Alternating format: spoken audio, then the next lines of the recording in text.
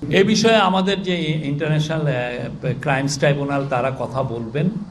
আমরা এই বিষয়ে আগে আমি তার ইন্টারভিউটা পড়ি, তারপরে আমরা এটার বিষয়ে কমেন্ট করতে পারবো।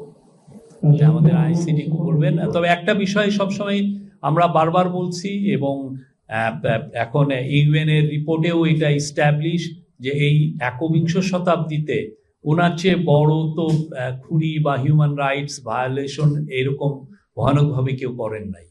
এটা আমরা বারবার বলছি এবং এটা ইউএন এর যে রিপোর্ট সেটাকে সেই রিপোর্টে স্পষ্টভাবে এসছে।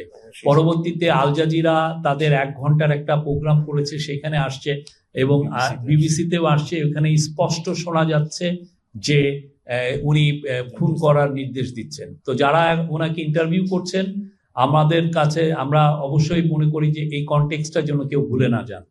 হ্যাঁ, আমরা এটা দেখছি এবং যারা ওনার যে ক্লেমগুলো উনি করেন সেটার জন্য আনকনটেস্টেড না থাকে। আমরা কালকে ইভেন একটা লোকাল নিউজ মিডিয়াতেও দেখলাম যে আইসিসিতে তার পার্টি একটা করছে এবং সেখানে তিনি যে এই ভয়ানক রকমের হিউম্যান রাইটস ভায়োলেশন করছেন তার আমরা কোনো ধরনের কোনো মেনশনও আমরা দেখি নাই।